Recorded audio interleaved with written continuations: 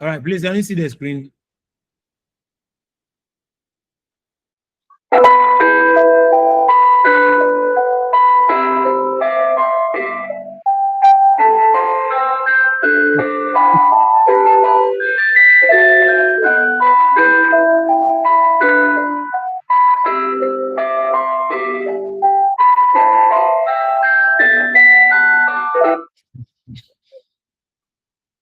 Press is over.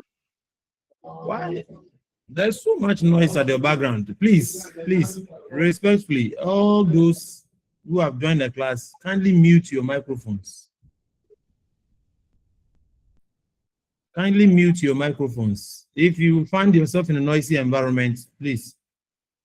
If your place is very calm or a quiet place, then you can unmute yourself so that at least when you give me feedback, I'll know that the network is stable and we are on course. But if your place is noisy, mute your microphone, please. We don't want distractions.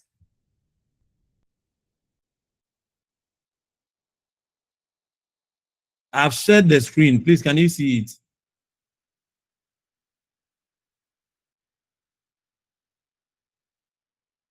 Yes, we can see it. Okay.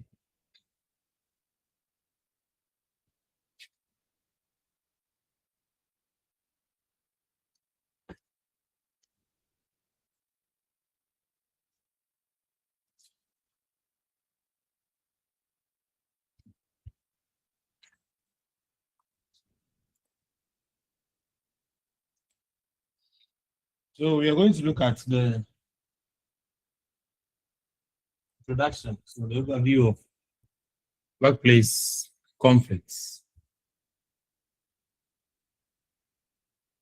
So let's start with this activity. I believe, if not all, at least some of us are workers.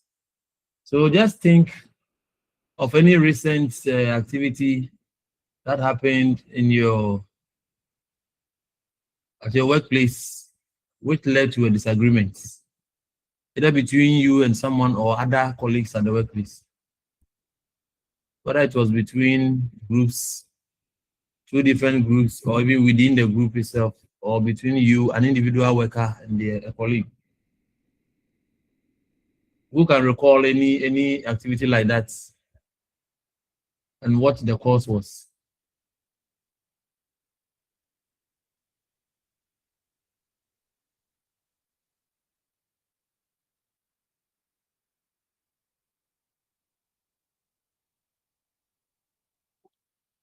Hello. Yao Awaga, why is your hand up? It's been up ever since. Sorry, it was a mistake, sir. All right. So let's proceed. Any activity, like, can anyone give us any activity, if you can reflect back? Can be a past one or a recent one, any of them.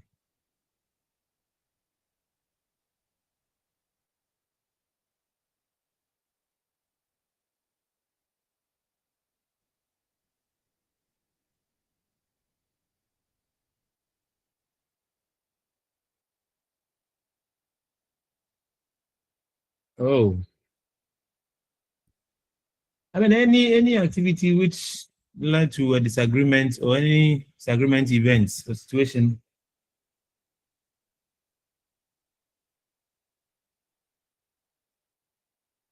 I don't mean anything huge. I mean, it can be any simple activity.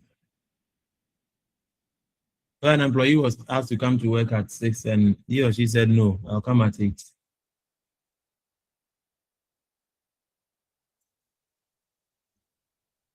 Yes, Yao. Yes, sir. Good afternoon, sir. Good afternoon. Sir, one day, I went to school, or we went to school together. A colleague asked of my motorbike to go and buy some item in town. So on return, the motorbike got a flat tire. So I gently asked him to do the needful. And he said, oh, since we have been taking each other's motor, there's no need for him to repair the motor. So it wanted to become a quarrel, or it became a quarrel between me and him that day, which resulted into a situation or whereby I'll no more give him the motor to be used again. So it's also some of the conflict that happened at my workshop, my workplace. That's fine. That's fine. So, Yao, thank you very much for the contribution. Yeah. Look at what Yao just described. Class, if you look at what he just described, it means that there was a disagreement. He was of the view that the colleague should fix the bike. The colleague also was of the view that once we all take each other's bike periodically, if mine develops a fault, I'll not ask you to be responsible for it. So if yours has also developed a fault whilst with me, then I don't see why you should ask me to act responsibly or to take responsibility of what has happened. So that was, you see, they have two different viewpoints. And that was the disagreement. He said it's even resulted in a quarrel amongst them. So that is what we are going to look at today, workplace conflicts. We are saying that, yes, Lucas.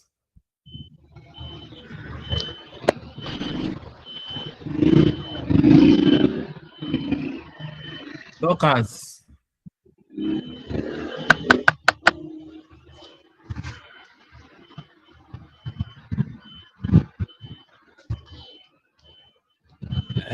Class, let me put this information across. If we are having a class and we are not careful or we are not observant about what we do, we may end up posing some sort of distractions to the class. Lucas has raised the hand. I'm sure she's not even aware that the hand is raised. It can also be that maybe some network connectivity is a problem. Some of you too may have your videos, may have your audios on without your knowledge. Especially with the audio, it tends to distract what we are doing. Some of them you're having discussions and have a conversation behind which will obstruct the class. So please, I will respectfully plead that we all try as much as possible to be very observant whenever we log on to have a class. Please be careful with your phones, your connections, so that you not unmute your microphone whilst you be pounding fufu and then be having some conversations or playing some music without your knowledge. So please, let's be very careful with our phones. And then the things that we press on the phone. Lucas, when you raise your hand, it's an indication that you want to say something or you want to ask a question. Now your hand is raised. I'm drawing your attention. I'm sure she's even left the phone somewhere. All these things may distract us. So please, let's be careful about that. All right, let's move on. So looking at what Yao described, we are using that as a basis to explain what conflict is. So we say that conflict arises when individuals or groups have different opinions, different values, different needs, different wants, different expectations, or different interests. And to that extent, they find it difficult to come to a consensus, that is to adjust to one another. So Yao was saying that you took my bike, then the tire got damaged. You need to do the needful, like he said, and then get it fixed. And the colleague was also saying that no, we all take our bikes one after the other or one way or the other. So you don't expect me to bear the responsibility or to bear the cost in fixing it. So that is a clear example of what we are saying here, that these two people are having different opinions with regards to how the motorbike tire should be fixed. They have different beliefs and they have different viewpoints or expectations as to how the issue should be handled. So conflict is basically explained from an angle where two arrows are usually not pointing towards the same direction, but they are pointing in different direction. Whilst one is looking at the top, you have one pointing down, and whilst one is pointing down, you may have the other one pointing at the top. Whilst one is going left, the other one may be going right. Whilst one is going right, the other may be going left. And that is what conflict is. It's an indication that we do not have the same viewpoints regarding the issue. We do not have the same viewpoint about the phenomenon that has occurred. People are having divergent viewpoints. They are representing different viewpoints so far as an issue or a phenomenon is concerned. Please, are you on the same page? So we have an example here. When two team members argue over project deadlines or the deadline for an activity or a task assigned to them, when they argue over that, whereas one is looking for more time so that they can produce quality materials or outputs, the other one may want the thing to be delivered faster. So one is paying attention to quality, one is also paying attention to refinishing earlier. So you see there is different viewpoints, different opinions regarding when the work or the project should come to an end. So whenever this confusion arises, whenever this disagreement arises, we say there is conflict in the workplace or conflict exists between those two people. Did you understand what I'm saying? Yes, sir. Are we there? Yes, sir, we do understand. Okay. So if who just responded? Sir, I think Bridget. Okay. So I would want, once your background is quiet, I would want you to unmute your microphone so that you can be giving me feedback. Otherwise, when my network goes off, I won't know. Especially when it goes up and you are not hearing me, I will not know. But when I get that intermittent feedback, I will know that you are on track. Okay, sir. All right. So looking at what we have just discussed, we are saying that conflicts manifest in various forms and may also exist differently. So we want to look at the various aspects of conflicts. We want to describe conflicts as a universal phenomenon and something that is inevitable. Conflict is seen as universal and inevitable in the sense that it is everywhere. It is everywhere. So far as there is human interactions, as far as there are people, two or more people pursuing a common goal or an agenda, conflict is likely to occur. There's likely that they will disagree. So it is everywhere. Throughout the organization, you see people functioning at different places, in different positions, in different capacities. So when these people are not able to reach a consensus, obviously there's conflict. So conflict is not something that occurs at a place whilst it does not occur somewhere. No, it is seen as a universal phenomenon because it occurs in all aspects of the organization, and it also occurs wherever there is human interactions. On the other hand, we say that it's inevitable because we cannot do away with it. Conflict is something that cannot, it is something that has come to stay. So we cannot do away with conflict.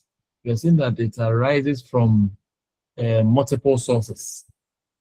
When there is change, where there is diversity or differences, and where there is competition, you see conflicts coming in. People may have different viewpoints, different opinions as to how the change should be implemented, how the change, what should be the end result of the change. So it can arise from multiple sources. The differences among humanity also sometimes brings about conflicts. The expectations of the younger generations may differ from that of the older generation. So when there is that different viewpoint and thoughts, it leads to conflict. So I'm saying here that conflict is a gift of life. So with these quotes, what I'm trying to say is that it is something that enables us to learn. It is through conflict that we learn, grow, and we bring out new things. We become creative, mostly when we are challenging each another's views and opinions. So, like what Yahoo described, saying that it resulted in a quarrel, I mean, which wasn't a positive one, it was a negative one. There are some instances that conflict can also result in a positive outcome. I mean, a disagreement that may evolve or come about as a result of two or several people having different viewpoints may lead to a positive outcome. That is why I say that conflict is a gift of life. It is not something that we should try to avoid because it comes with some positive aspect of it that we are going to look at as we move along.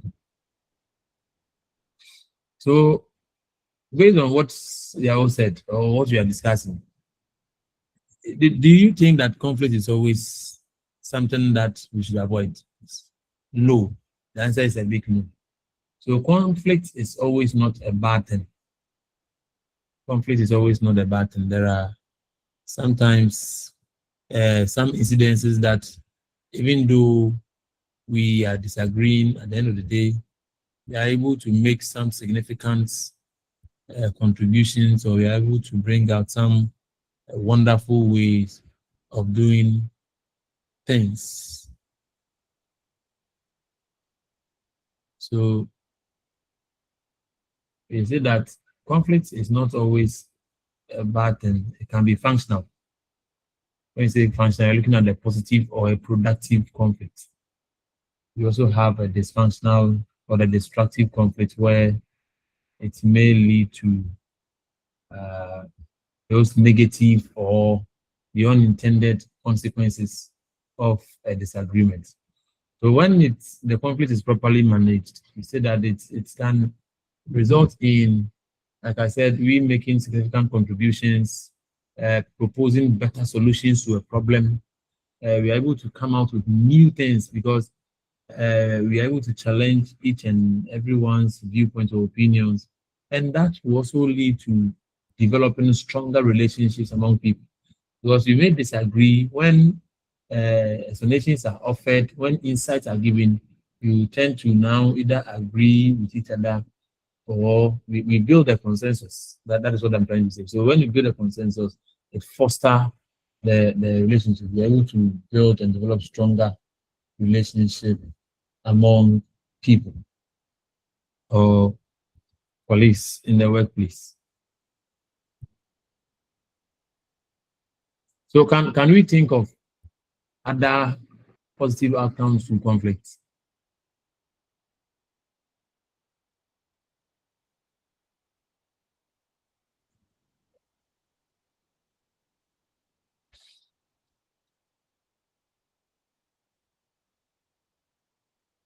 Hello. Yes, sir. Sir, please, one is conflict bring better understanding of a situation. Yeah, that's what. It brings better or clarification of a situation. Okay. Thank you.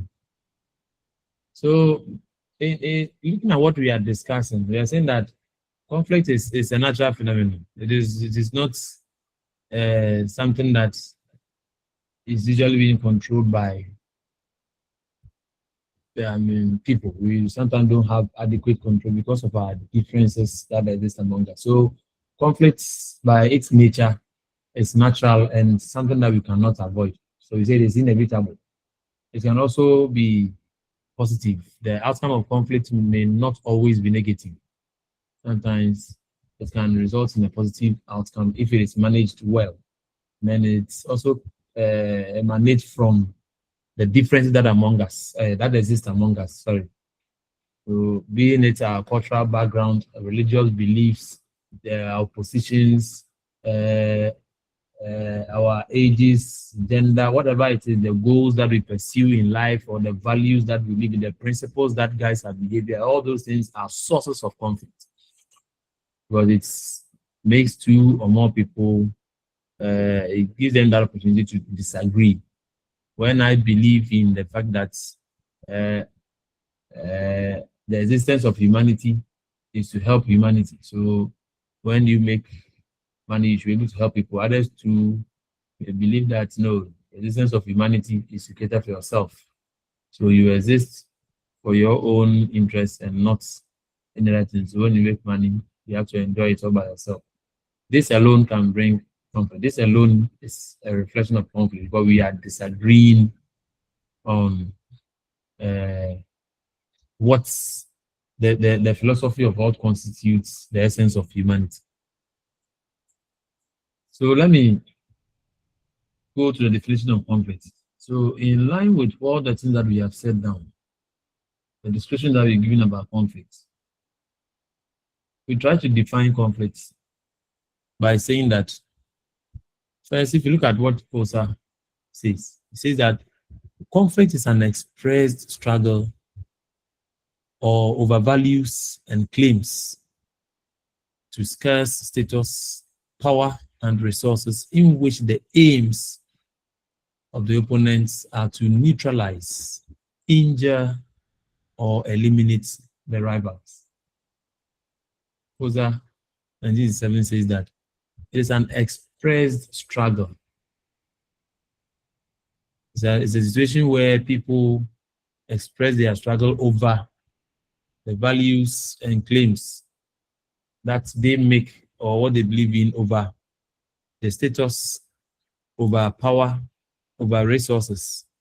And you see that in the aim of the opponent is either to neutralize or to get the other person eliminated so that whatever you believe in will stand. That is what Kosa says. So he's basically saying that there is a struggle over values, status, power, and resources. If you look at that of what Kosa is saying, he says that conflicts, according to them, conflicts served the function of pushing society and was leading to new institutions, technology, and economic systems.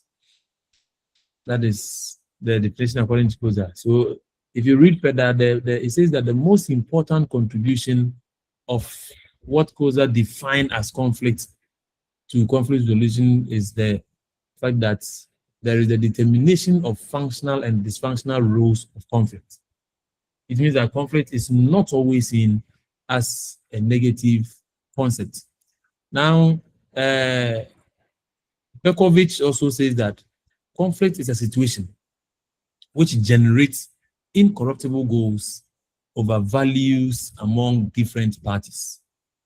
A situation which generates incorruptible goals over values among parties. And for them, he says that conflict is dependent on the situation. Whether there is conflict or not depends on the situation. So conflicts usually arise when there are different conditions such that the influence of a person and external factors are the key issues of concern. If you read further to look at that of Fogger also says that conflict occurs when interdependent parties perceive not compatible goals, but rather incompatible goals. When they are perceiving compatible goals, that one there is consensus or there is agreement.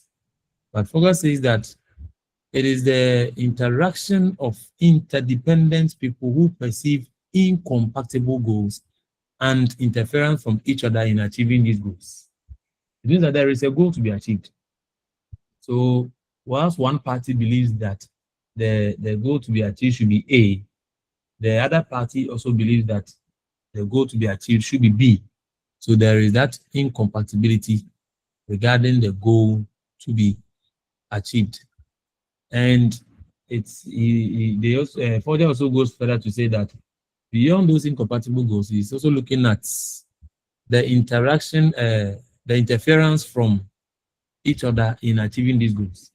So it means that whilst you believe that the goal to be achieved is A, and then I also believe that the goal to be achieved should be B, I will do everything possible to interfere or to interrupt with your effort to achieve goal A, whilst you also do something or anything to interrupt my principle that the goal to be achieved should be goal B.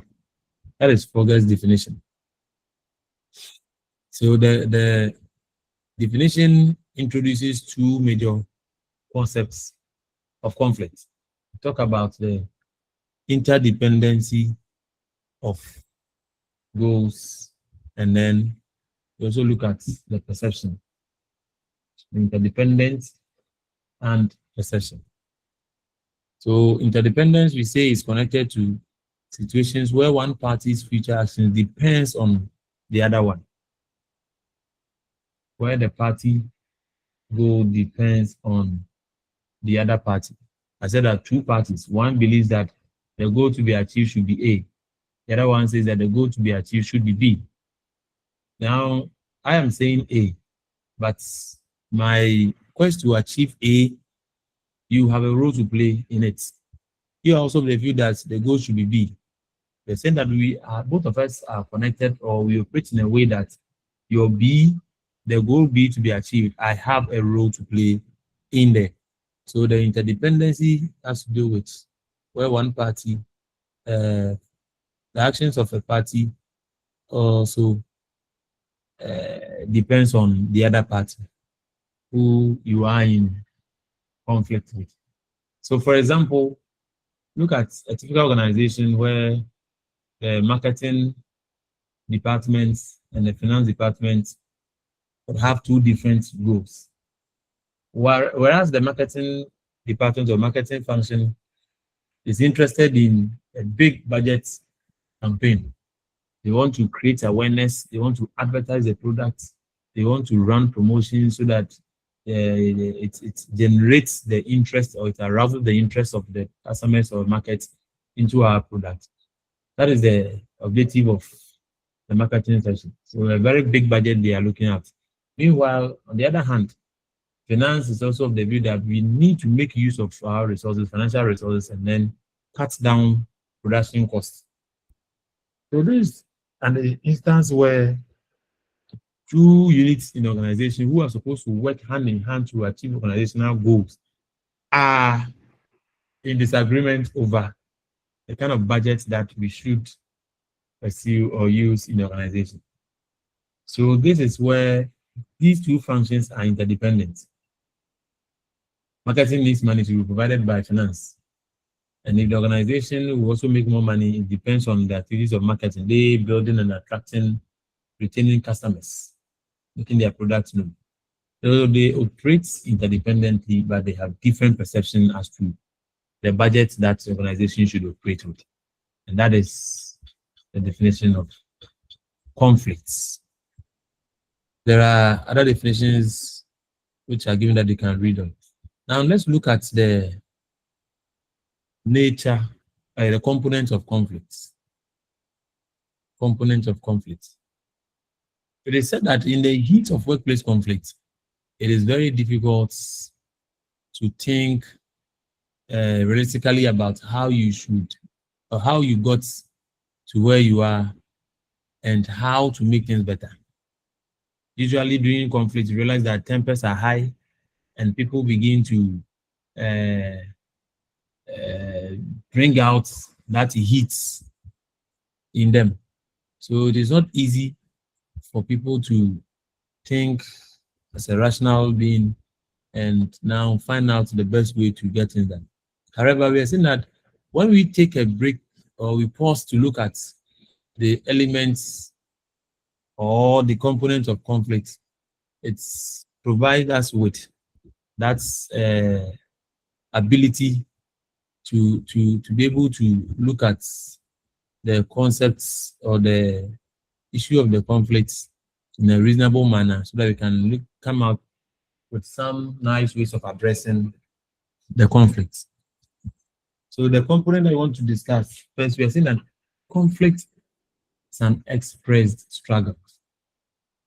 Conflict is an expressed struggle. The expressed struggle means that it is expressed, verbally, so it is communicated through words. There is that usually high tone when people are furious or when they are into conflict or disagreement. There is also the use of body language. So here we see that it is a communicative act.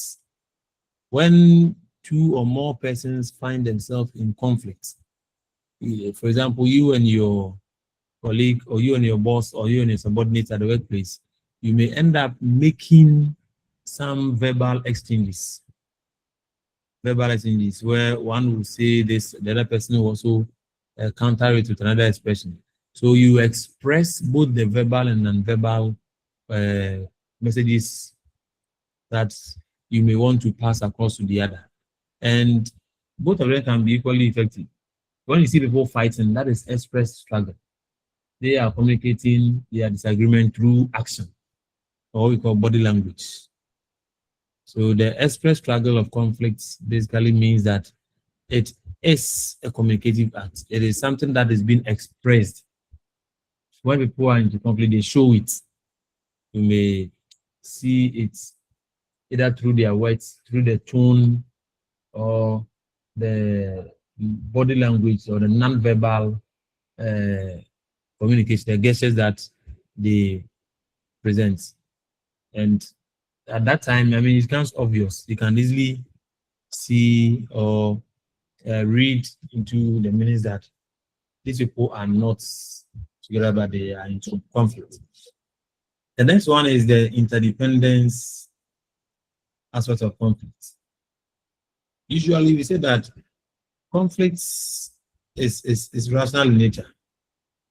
So those people who are engaged, in my previous discussion, I was even saying that look at the finance and the marketing department over the budget issue. These are two departments in the organization that work together.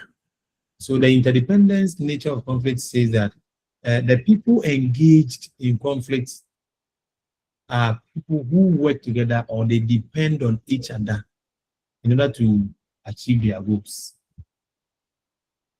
They depend on each other to achieve their goals. It's like you need some aspect of me, I also need some aspect of you. So when an assignment is given to the class for you to perform, at that point we say that both of you are interdependent.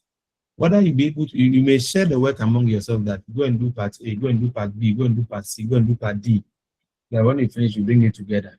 At that point, people are seen to be interdependent, because the submission of the complete assignment is dependent on the efforts of several people within the group. So that is where, if you engage in disagreement, then we say that there is conflict. So conflicts may arise among group members over, for example, how to complete a project assignment, or how to even submit the work when it is done. And one person who is typing, the other person is also doing the cover page, another person is paying for the printing, the other person is also typing, and all these activities constitute the interdependence nature of the people involved in conflict. So the parties need each other to achieve the goal.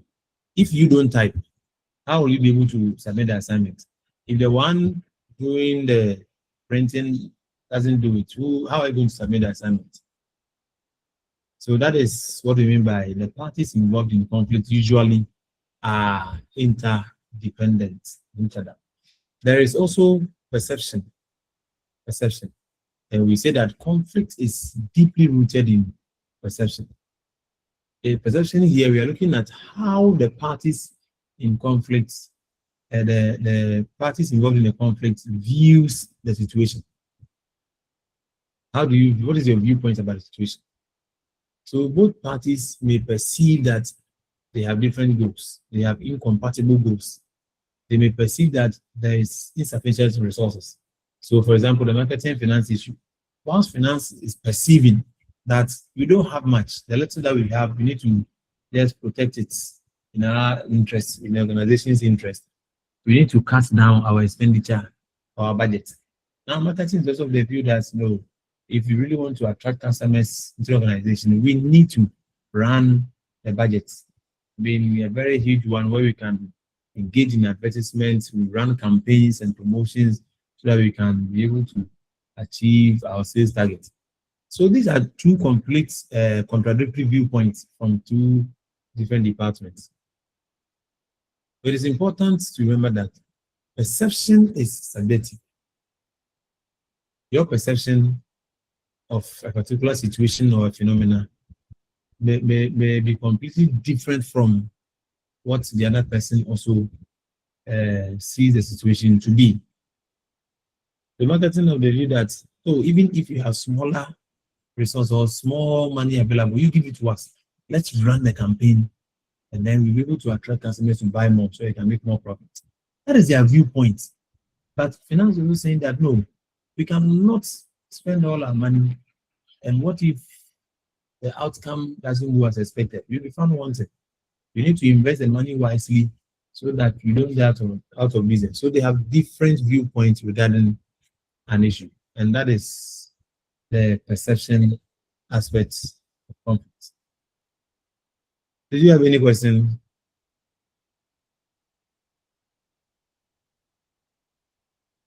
Are we on the same page? Yes, sir. Please. Okay. So these are just explanations that are new. If you say express struggle, how conflict shows up. So we have said that verbal arguments, avoidance, people may avoid each other, that they can even remain silent towards each other. When they ask the question, you decide not to mind them. There are others too who may engage in gossiping. They may get up from their table all the way to your table, come and because they start talking about people. And the moment they start talking about that, you get to realize that for the money way you're fine. Is this person not in good terms with the other? So conflict can be expressed in those manners and verbal cues as well. When you see the other person, then instead of you bringing your hand to shake the person, you just fold your arms. That is an indication that you just don't want to have anything to do with that person. So you will not greet or hug or shake hands with the person. All these are forms of the ways in which conflict can be expressed. So, for example, I'm saying that the manager notices team members in the organization no longer speaking directly. They all communicate through emails. Hitherto, they used to communicate among themselves. Actually, somebody can even sit there and shout at the other person, and they resort to facial communication only. That is a signal that maybe there is a problem. So that is the nature of conflict being expressed struggle.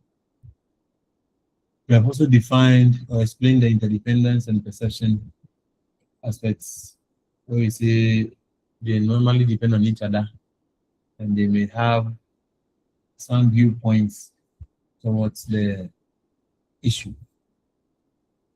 So over here, I'm saying that look at two employees in the organization. They engaged in an activity, and then the boss came or the manager came to give them feedback. The feedback that was given is in relation to what they did. But see, because of the way they perceive or understand things, once one is looking at what the manager is telling them as a constructive critique of what they have done, a positive one, they're looking at the positive aspect of it. The other person may also be seeing the feedback as a condemnation or a criticism that is being offered to them. So he or she may also take it from a negative point of view because of their perception. And how do we identify conflicts in the workplace?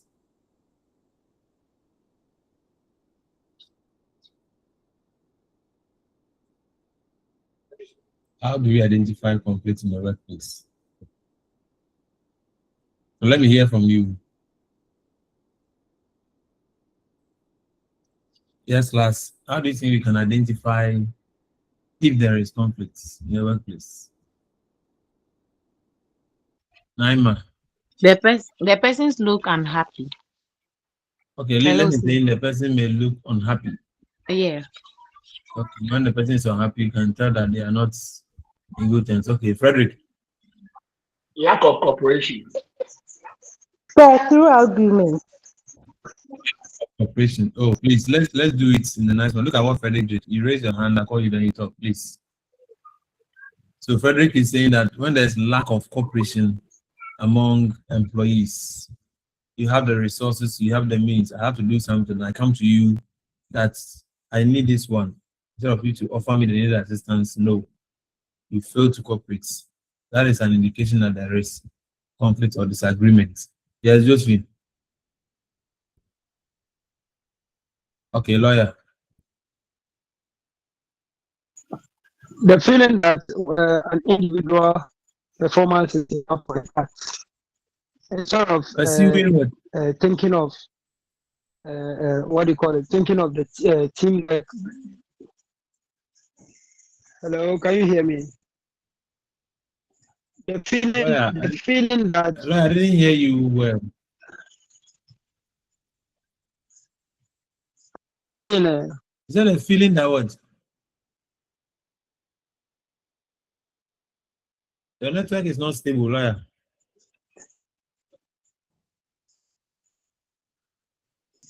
can you hear me? Yes.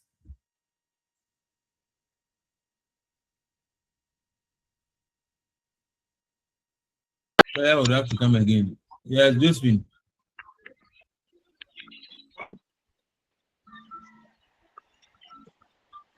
Hello, sir. Let me Yes. try.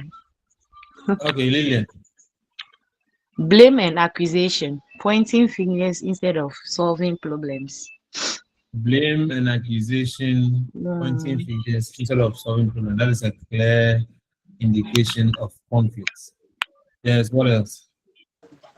Hello, sir. Yes, Becky. Yeah.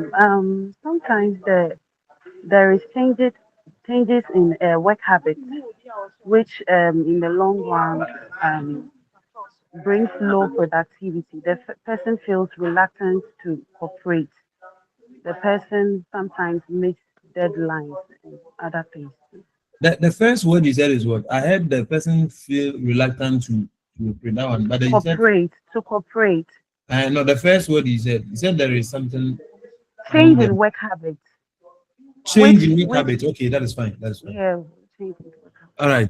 So Becky is saying that there can be a change in work habits where people now feel reluctant to operate instead of working with that high level of enthusiasm. That's nice. Yes, any other?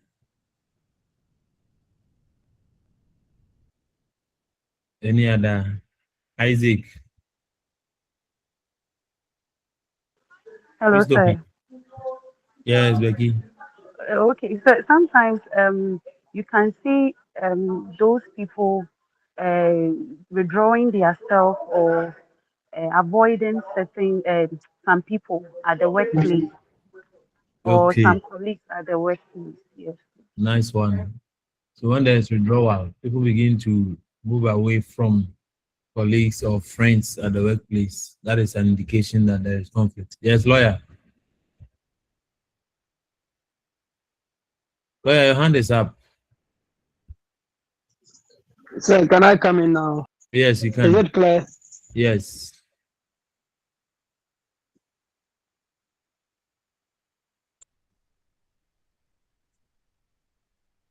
Oh, lawyer, your network is not giving you the chance to contribute. All right, let's proceed. So that's remove balloon can. Yes, we can hear you.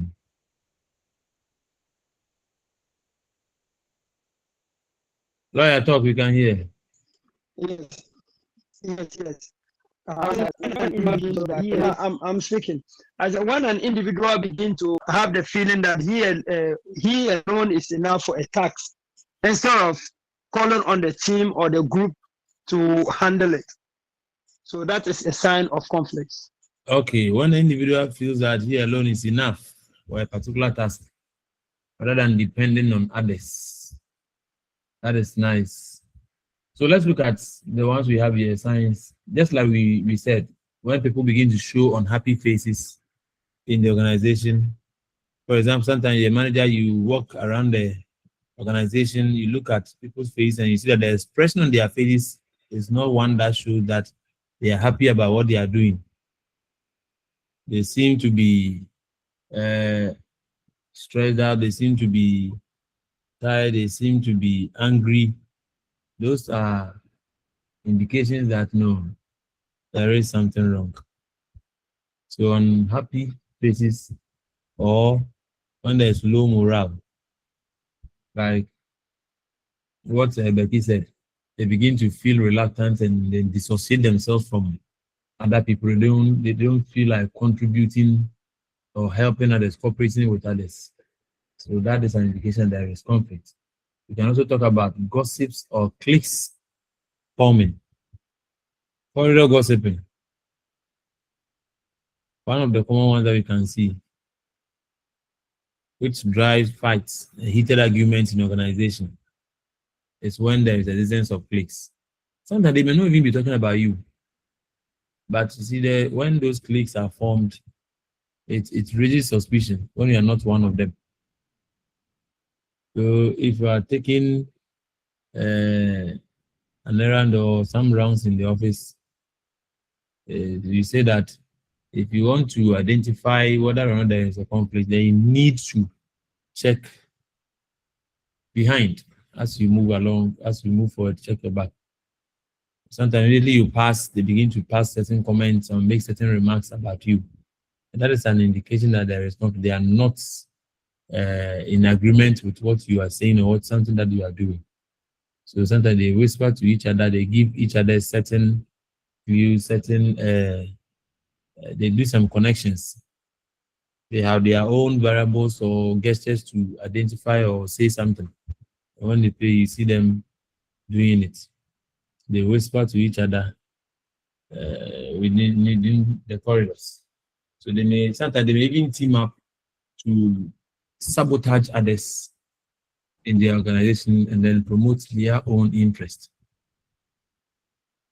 I know a manager who always says that as for him, there's no way he promotes togetherness at the workplace, because if they are together, they are likely to steal or stifle organizational resources.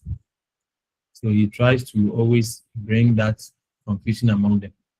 So whilst he goes to A to say B, then you go to another person to go and say A, that A has said something this and that.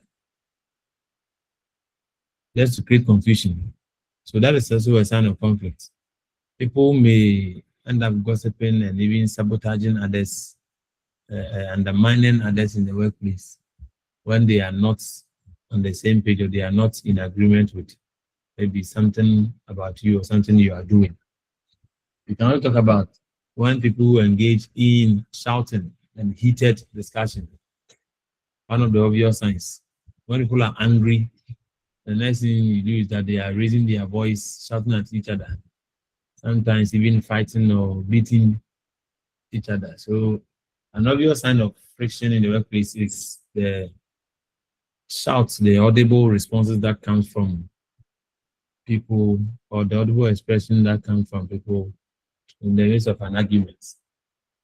When they are shouting at each other, it's an indication that there is conflict. When there is a heated argument among them, it is an indication that there is conflict. Then avoidance of communication. When during meetings, people fail to communicate with each other. They say that they display it in various forms. Some of them may not greet each other, or they may even try to avoid eye contact with others when they find themselves together, either on the same job, in the same project, or in the same room. So that is an indicator that there is a conflict among these people. They are not, they fail to communicate. They fail to use the gestures, eye contact in a positive manner. They do not even want their eyes to meet at all, so that they can even signal each other. So when you observe that, it means that there is a possibility that conflicts exist among these people. Then, when there is complaints, there are complaints from members. And sometimes the front desk or the human resource division may end up getting a lot of complaints from workers about their own colleagues or about management. That is also indication that they are not in conformity with what you are doing or what you are saying, and that there is a disagreement between two or the parties that are involved. Is that okay?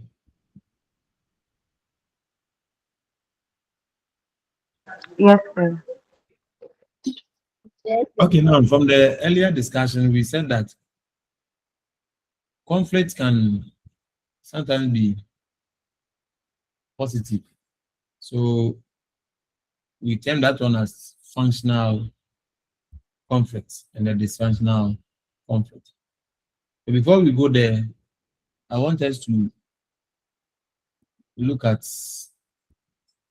a scenario. Let's engage ourselves more. We want to look at a scenario and then we identify what the signs of the conflict may be. Let me get some.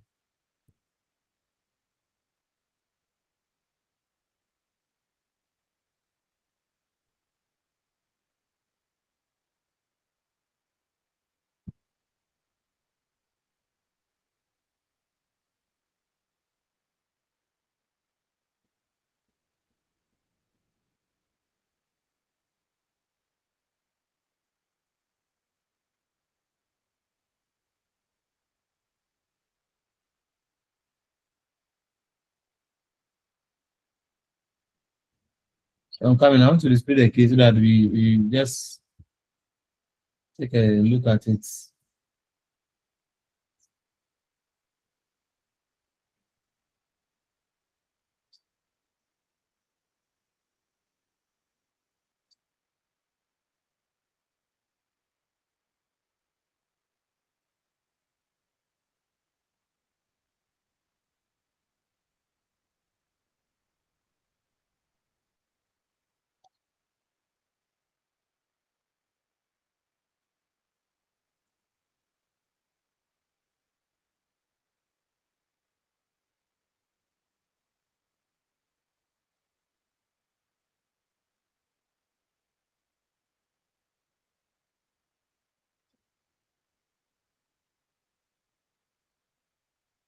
Please, can you see what I've displayed?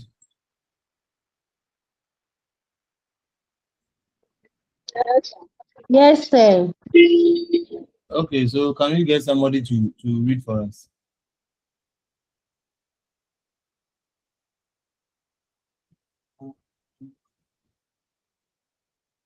Can we get someone to read for us?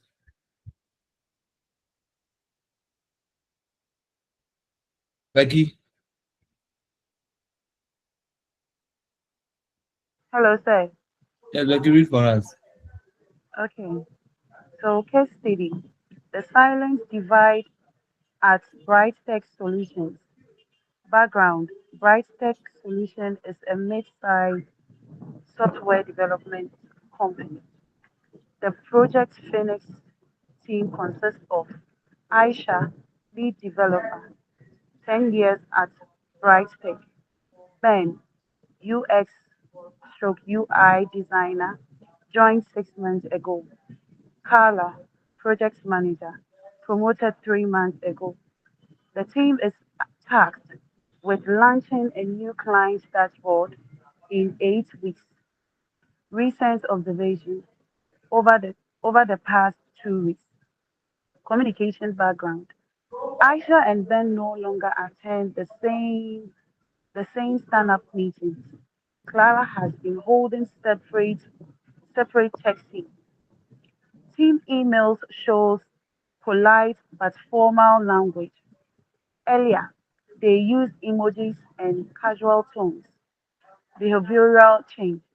Ben now eats lunch alone, whereas before he always ate with Aisha. In meetings, Aisha often interrupts Ben's design presentation with comments like, "That's not how we do it here."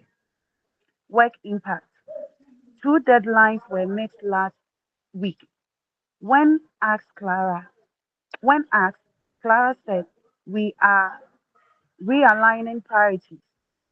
The quality assurance team reported more bugs in the latest build, linked to last-minute changes without consultation. Gossip and atmosphere. Office gossip suggests Aisha feels Ben's modern design approach undermines her technical expertise. The HR manager overheard Ben telling another designer, "I feel like my ideas don't matter here." The incident. Yesterday, during a hybrid meeting, Ben shared a prototype. Aisha immediately said, "That won't work with our back end." Ben replied, "Maybe the back end needs updating." Aisha closed her laptop camera and left the meeting. Carla quickly moved the agenda forward.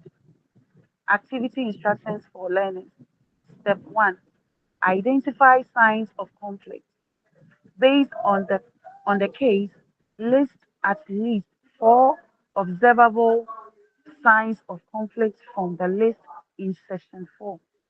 Example, avoiding communication stroke separate meetings. Separate them.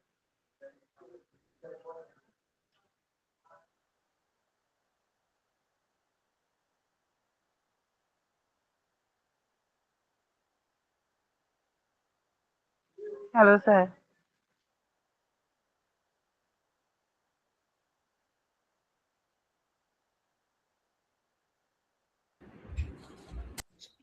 Hello. Hello, sir. Becky, I'm saying I thank you for the reading. I was talking not only I've muted my microphone. Okay, sir. So thank you very much for the efforts. You enjoyed your reading. So please, class, now let's look at what you're supposed to do. You have to identify the signs of conflict. What are the indications from the scenario that there is conflict?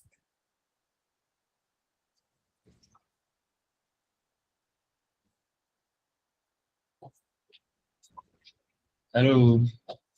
Okay, so one of the observable signs of conflict I saw in this case study was when Ben was um, telling another designer that, or this gossiping about Carla to that Okay. designer, and the HR manager overheard them doing that.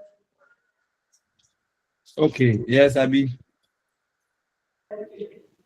So I also realized that there was no disagreement between Ben and Carla. It was There wasn't agreement, sorry, between Ben and Carla regarding okay. the proposal. Yeah. Okay. There was no agreement between them. All right. Any other?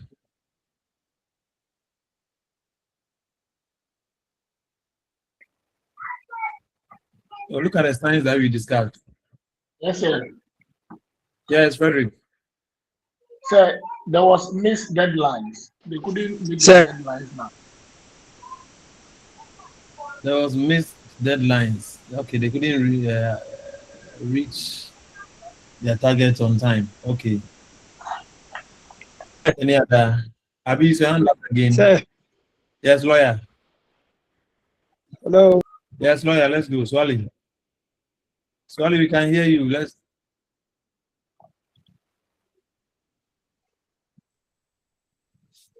Swally, we can hear you.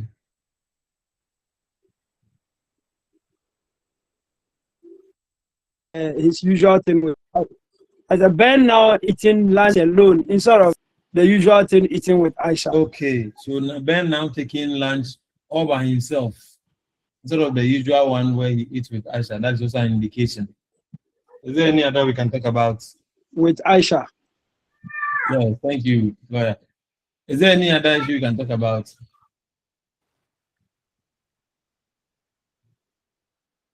And also Aisha interaction with John at meetings. Aisha's interaction with John. With Ben. Oh, lawyer, your internet connection.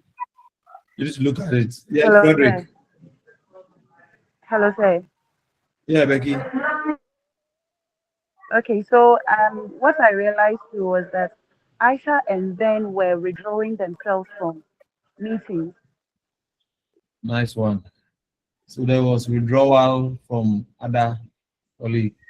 Very nice. Thank you very much. So, Alice, I know that you understand what we are discussing. So these are the indicators that there is conflicts at the workplace.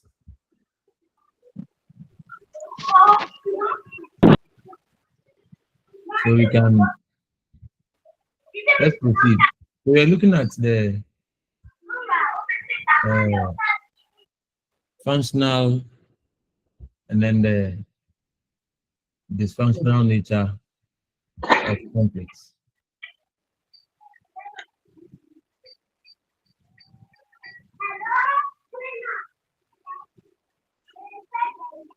So we say that conflicts can sometimes be positive. It is not always negative. It can sometimes be positive. So that is the functional aspects of conflicts. We have said that it is something that is inevitable, something we cannot avoid. So it is very important that as managers of organizations or supervisors in various capacities, we be able to recognize the source of the conflict and determine whether it is something that is positive or it is something that is negative.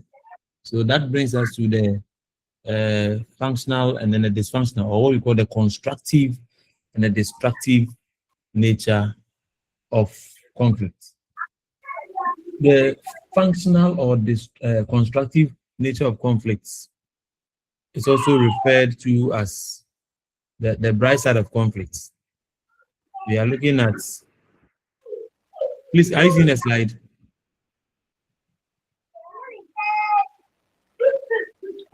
Frederick, kindly mute your microphone, mute.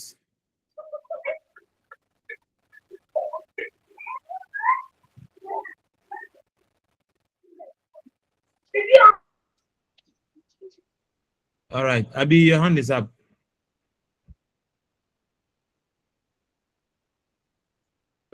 No, sir. Let's move on. So, yeah, so then undo it. You have raised your hand. So I was talking about the positive aspect of conflict. That is the functional or constructive conflicts. And I say that it is referred to mostly as the bright side of conflicts. So it is when conflicts produces a positive outcome, or when the conflict supports the goals of the group, the goals of the organization, or the goals of the people involved in the conflict. That is the functional conflicts. This type of conflicts usually is positive in nature. It supports and strengthens the organization in terms of the employee's performance. It is conflict that seeks to improve performance. It is conflict that seems to spark innovation, or conflict that seems to strengthen the teams in discharging their goals. We say such conflict is positive because it leads to what we call normal competition and not unhealthy competition. It is seen as a normal competition among groups where the groups, even though they are in disagreement, they find the best ways to reach a consensus. So such a conflict is more advantageous to the group or to the institution. It is viewed as just a confrontation between two conflicting ideas or goals or parties that seeks to improve the performance of employees and performance of the organization in general.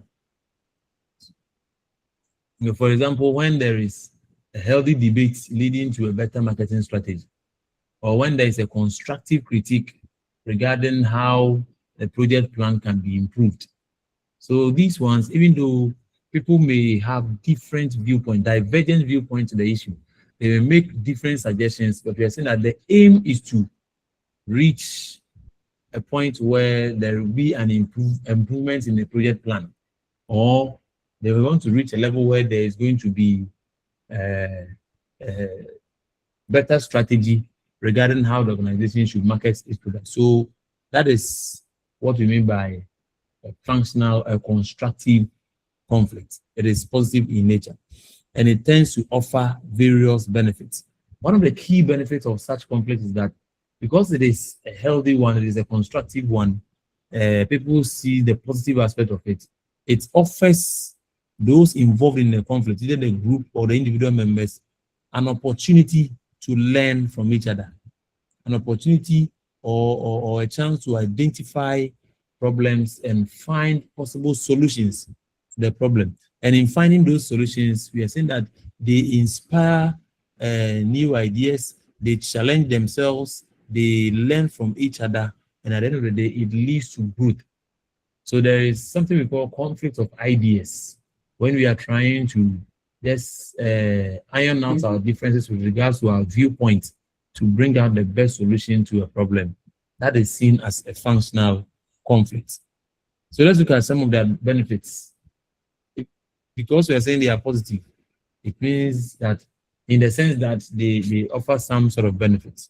So functional conflict encourages healthy debates among employees, or in other words, it encourages what we call critical thinking.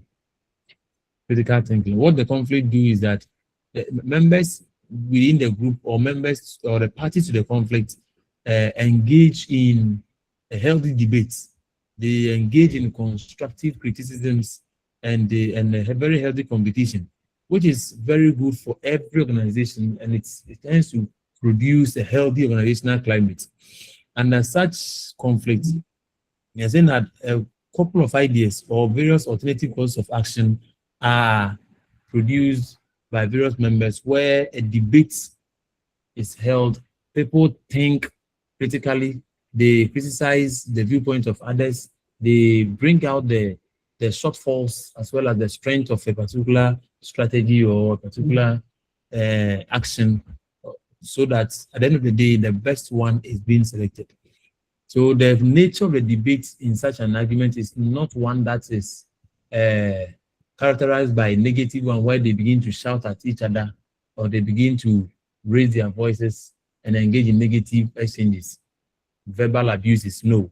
This one is just, even though it's a disagreement, they are trying to find out the best way to do it, achieve a goal. So the nature of the debates and then argument is a healthy one. That is why you say that it encourages critical thinking. It also raises commitment levels of employees. So the conflict allows team members to work towards their goals. I think that with the advent of more conflicts or workplace conflicts, you can expect that organizational members will be able to carry out the activities and achieve their goals within the shortest possible time. This is so because of the constructive critiques that we raised earlier on.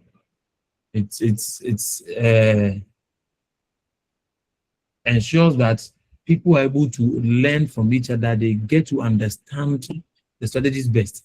Assuming there is a goal to achieve, we want to find out which strategy will help us. Whilst Becky is saying that we should go for strategy A, then Abigail is saying that we should go for B. You see a lawyer saying that no, C is rather the best. Then Frederick will also come and support Becky that you should go for A. So in so doing, you end up a minute.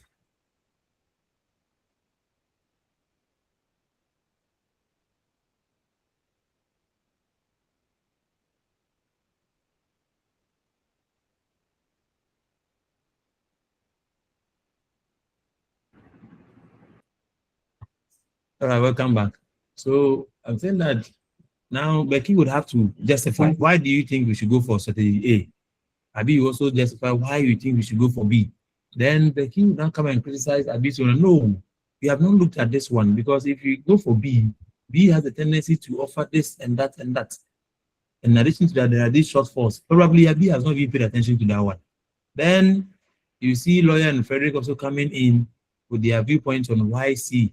Then they also come to criticize Becky's own that A is good, but it is not offering us such advantage or the other advantage. So in such an environment, we are saying that we are learning to reach a consensus. We are arguing with each other to reach a consensus. So what happens is that we are able to find the best ways of attending to issues, and then the team is able to achieve their goals. So when team members are putting up this with such a kind of disagreements or arguments at the workplace, they are automatically able to work towards the goal that they should be reached. And it happens mostly when it has to do with team or group-based activities. Then we can also talk about functional conflicts. You see that it brings inside the working environment a sense of commitment. That is what we have said. It increases commitment, allows members to achieve their goals. It clarifies all doubts and queries about a particular issue in the organization, either an objective. Conflicts, we say, are sometimes very interesting. There are interesting ways to clarify all doubts. When Becky was suggesting that we should go for A, it is because she was doubting what Abi was saying with B. So in an environment where ideas and opinions are not the same, we are saying that conflict can be doubled, but that is not the point that we are interested in. We are saying that it can be doubled and cannot be stopped, but disagreement will occur regardless of everything. So it is best for us to allow these members to now disagree with each other. And like I described earlier, in the course of disagreements, they seek to gain insight into why Abi is saying B, why Becky is saying A, why is Frederick and Roy all saying C. So when they try to justify why, then you realize that the doubts that Becky was having about B or C, the doubts that Abi was having about A and C, or the doubts that Frederick and Co also having, all those things will be clarified because explanations have been offered by people with that particular viewpoint, or the members in that particular viewpoint with that viewpoint, or those supporting that strategy. They're able to offer explanation in order to clarify doubts and queries that others are having about such a strategy. So in the long run, you realize that even though at the beginning, Abi was saying that I don't like A, but we should go for B. When Frederick and Co were saying that no, A and B are not good, the C is better. At the end of the day, if they are able to clarify their doubts and all queries, they end up agreeing with Becky.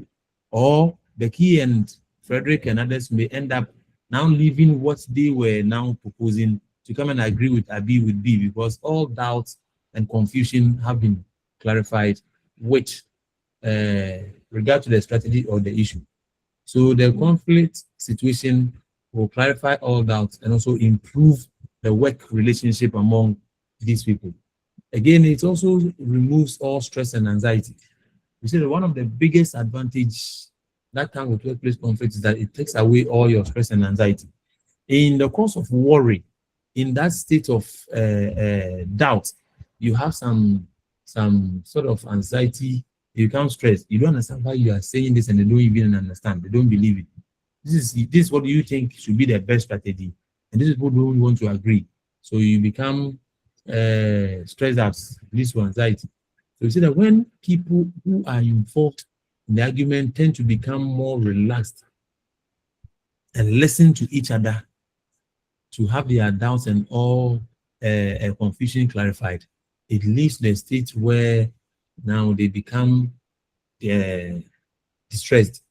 Anxieties are all eliminated, and the stress that they're feeling are all eliminated. So people become more relaxed when they engage in those healthy arguments. So it is always advisable that you let emotions flow. It is argued that you should let emotions flow when people are disagreeing. Because when people have issues in them, you don't allow them to talk. It builds up that tension and anxiety in them. But when you allow them to let it out, after the person feels that, yes, now my issue has been heard, it makes them relieved of some stress and other burden. So you need to let them talk. And when they talk, they get that hearing. They get that they are listening to, their issues are being heard, and clarifications or explanations are given, then they tend to feel better with performance of duties. So we say that this one will create a calm, harmonious, peaceful environment in the organization. Not only that one, you say that employees will also be able to work in a better way where they can collaborate. If you look at this case that we read, you would realize that the signs of conflict, some of them were withdrawing. Now at a point, Ben was eating lunch alone and was not ready to collaborate or cooperate with others. But when these issues are clarified and then they have calm is restored, now people begin to work hand in hand with each other, and that alone will make performance increase. So make sure that no physical violence is seen in the organization. It increases productivity immensely. So with all that we are saying that workplace productivity increases because conflict offers best insights. It offers us with the ability to understand each other, to know the best strategy to deal with. So we said advantages of conflict resolution are people belonging to a particular work group will naturally learn how to become more productive because they have gotten to understand the strength and the weakness of other strategies that they did not agree with. So to the extent that they even let go of what they have and then agree with other parties because it's the best. And when the best strategy is implemented, we say that productivity also is maximized. When there is a harmonious work climate, when there is that cordial relationship among people, then it leads to situations where productivity is increased. It allows also change to happen faster. Most of the time when insights are offered, you see, change is met with resistance. And those resistance occurs because people are not in support of a strategy or they don't understand why that change. So when the change is announced or change objectives and now people don't see why we should embark on this change. When explanations are being offered, we said that you do realize that people now begin to accept what hitherto they were rejecting. So it reduces resistance to changes. So if you make the mistake of you ignoring a problem like it doesn't exist, things are never going to change. But if you rather allow that atmosphere where there are constructive critiques about the change objective, the change approach, those involved in the change and all that, people are able to gain insights, understanding, and they express their views about that, it leads to the state where they now believe in a change and they will not resist it. So it will lead to that growth in the organization because differences among people are shown and they are ironed out. When you iron out those differences, now it leads to the state of consensus or peace. Now, new ideas are also created with regards to functional conflict. New ideas I said earlier on that opportunity for people to learn. So people will end up exchanging viewpoints with each other. So with conflicts, we say new ideas are always created. IB was always restricted to strategy B. Becky was also continuously remained fixated to that of A. She never knew the other side of B.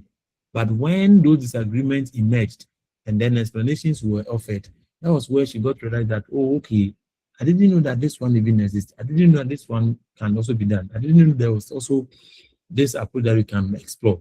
So the conflict will now end up with new ideas, new strategies that employees can work with. So you come up with new techniques, new tools with how the work should be done. An opportunity to also see things in a newer way. There has been a situation in the workplace where at the end of the day, you hear Becky saying, this thing has really opened my eyes. I never knew that people can behave in this way. So when I went there, we went to the table. In fact, I expressed my displeasure. When I expressed my displeasure, that was when Abi also came to say that no, it was because the issue was communicated in a different way and you understand in a different way. And the way Abi reacted, I never knew that she could do that. Now it has really opened my eyes. I need to now look at things very well. I need to look at things carefully. So it's an opportunity for people to also have that perception or perceive things in different ways, for them to have new insight about how things are done. I think that if everybody in the organization agree with everything, then there will never be growth. There will never be anything new to learn.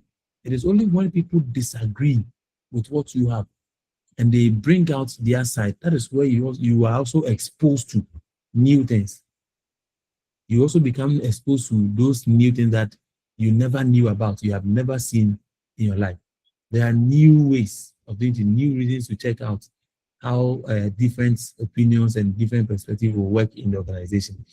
So some of the best ideas of the world have always come out of clashes among people and the process of resolving conflicts and problems in the organization through a creative and innovative manner. If not for conflict, we wouldn't have realized a number of ideas, new ways. It is mostly when you disagree with something, you challenge it, that you're able to come out a new thing. So conflict offers us new ways of looking at things. It also improves relationship among people. When differences are ironed out, now people begin to foster work with others in a very cordial manner. Abi was of the view that Becky is too knowing. Becky doesn't understand issues. Becky lacks understanding. She's not exposed because she doesn't agree to what she's saying or what viewpoint. So I will not even go to her. Like in the case when Abi will be withdrawing from Becky, even when she needs a resource to work and Becky is the one having it, she will not even go closer. All because of conflict. But when we iron out our differences and we reach a consensus, we realize that Abi gets to understand Becky from the point that, oh, that is her nature, that is her background, that is her portrait style. It is not the case that she is too knowing. She is somebody who is very firm in her point. Once you know the thing is right, she will always stand by it. It doesn't mean that she is too knowing. So when Abi gets to understand Becky from that point, now she begins to know that, oh, this is the way she is. It's not the case that she's too knowing, but this is her style. So she now begins to go closer, draw closer, and then they can team up to perform things or work in a very harmonious manner. It brings up difficult issues to the surface. So when you are discussing a difficult situation with your clients and colleagues, it will somehow bring out a negative reaction from a co-worker. And this will allow you the opportunity to understand them. And it makes those difficult problems to always come to the surface or to be known. Not just that we are saying that the boss and the CEO will also learn how to deal with tough times so that the best can come out, no matter what the case may be. So during conflicts, especially the functional conflicts, difficult issues that ordinarily you wouldn't have known are all able to surface, and then you're able to address them. It leads to a positive outcome in general. So we have said that the general organizational climate will be positive because people get to understand each other from their angle that they come from.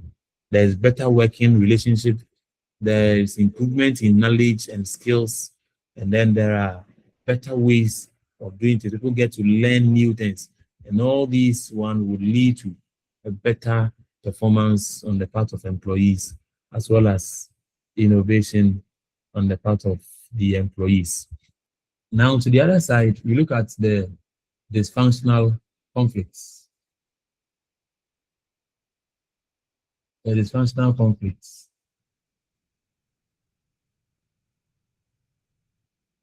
So let's look at how to encourage functional conflicts. So we are saying that we need to create a culture where disagreement is safe. If you want to have a peaceful and a constructive conflict, create a culture of the organization where disagreement is not seen to be negative, but it's a safe environment where we can all learn. Use structured debates. The debates should be organized. There should be somebody facilitating so that you allow everybody the opportunity to express his or her concern. So sometimes you even take the blame with regards to people's concern, so that you allow them the opportunity to freely express. When there is tension, when there is heat eating them up, you allow them the opportunity to always express it. And that one, when you regulate it in a very structured manner, you are able to have a very peaceful climate during the debate, and then people are able to come out with wonderful ideas. We say that to be able to have a functional conflict, you also need to reward creative dissent, not just compliance. When people agree or they comply with whatever you are saying, see, that alone in itself will not bring out the best. So people who are able to challenge the status quo, people who remain creative, able to bring out meetings, need to reward them. And that alone will always encourage them to challenge the status quo and bring out new approaches or new ways of dealing with issues in the organization. Now, to dysfunctional conflict, the other side of functional conflict is dysfunctional, when it is destructive and not constructive. So whilst we refer to the functional as the brighter side, we say that this one happens to be the dark side or the negative side of conflict, when the conflict tends to be harmful. Conflict that does not support performance, but rather hinders performance. Conflict which does not support growth, but is rather impede organizational growth. Conflict which does not foster positive relationship, but rather destroys existing relationship in organization. And it also destroys the well-being. It harms the well-being of the people in the organization. That is this dysfunctional or destructive conflicts. Such conflicts are always caused by personal attacks, it's poor communication, and when issues are not resolved. In a functional conflict, I said that you need to always allow people the freedom to talk. Let them pour out their anger, and that is what will make them calm down.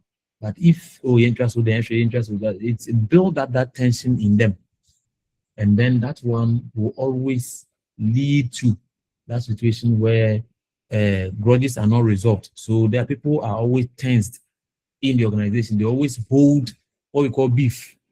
They are holding grudges against others. So two departments, two people, two groups will always withhold information from each other. And that will lead to the organization's inability to pursue their goals and achieve their results. So when conflict does not result in a positive side, we say that there is dysfunctional conflict. Now, this type of conflict comes at a cost. So for individuals, it leads to high levels of stress because there is something eating you up. There is something, high levels of tension within the individual. It leads to high levels of anxiety. There is always that job dissatisfaction in the organization. Employees will not be committed. Employees will not be engaged to the job and then to other people. So the climate of the organization is always full of tension, where the least mistake you do, people will now pour out or they will roar at you like the lion. That is for the individual. Now for the organization, it does not foster growth and development. So it leads to lower productivity levels. It leads to high level of turnover. People may leave or exit the organization. Some may resign. Some may even leave without telling you. So there will be high labor turnover in the organization. It also leads to the state where people may not be coming to work because they already have grudges in them. They are always they cannot even afford to stay with colleagues to work with them. So there is increased rate of absenteeism in organization, which eventually also leads to legal costs. Some people may be discriminating, some may engage in physical assault and all that, which may cause the organization some expenses in terms of dealing with it legally. It may end up people getting accidents, people getting injured whilst at work, and all these things may be cost to the organization. So we look at those ones we need to pay attention to very, very well. So to end, we are saying that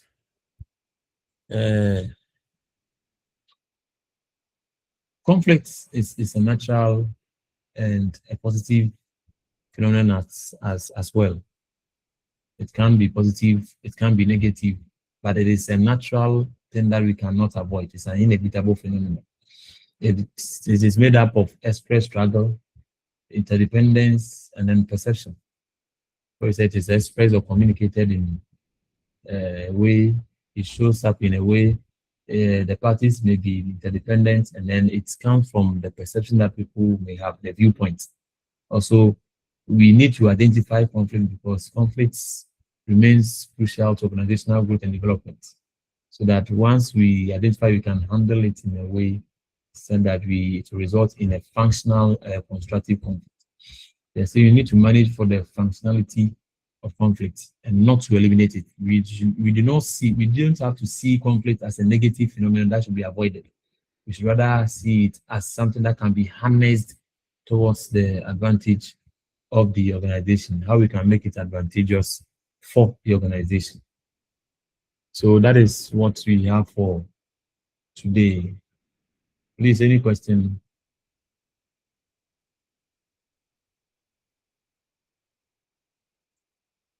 Any question there?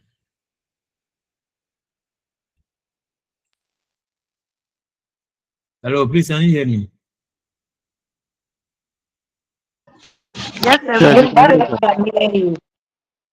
Okay, so do you have any question? Okay, Frederick, your hand is up. Yes, sir. Not really a question, but You want to add up? just a little contribution. Okay, we are listening. Based on what you have taught us, you have made us understand that conflict is something good for the organization to advance. And Yao, mute your microphone for us. I want people to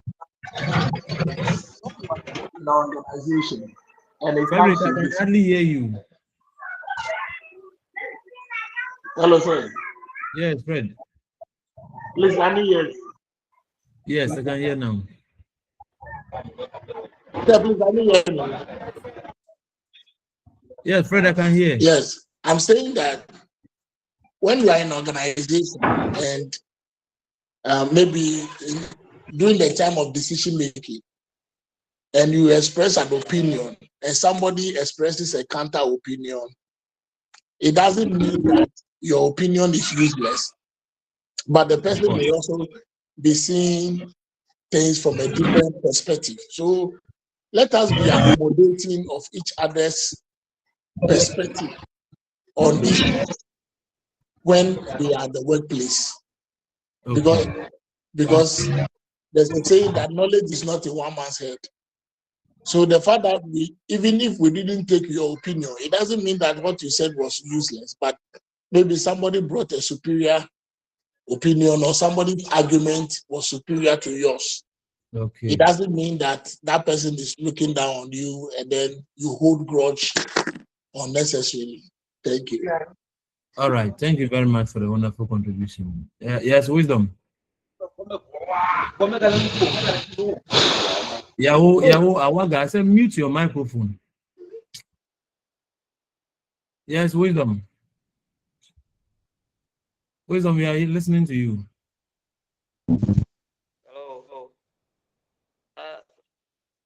Please, can you hear me? Your voice is very Hello. faint. Hello. Yes, we can hear now. Okay. With regards to the constructive conflict, which we talked about the positive side, can you also say that it also brings confidence among employees or teams? It also brings what? Confidence among employees or teams. Of course, it does. Okay. Then with regard to the other side of the conflict, which can you also say that it brings toxic environment among the working class? That's exactly what we said. It creates that hostile organizational climate, an environment Thank that you. is characterized by tension. Yes. So that is perfect. Thank you. Thank you. Any other contribution?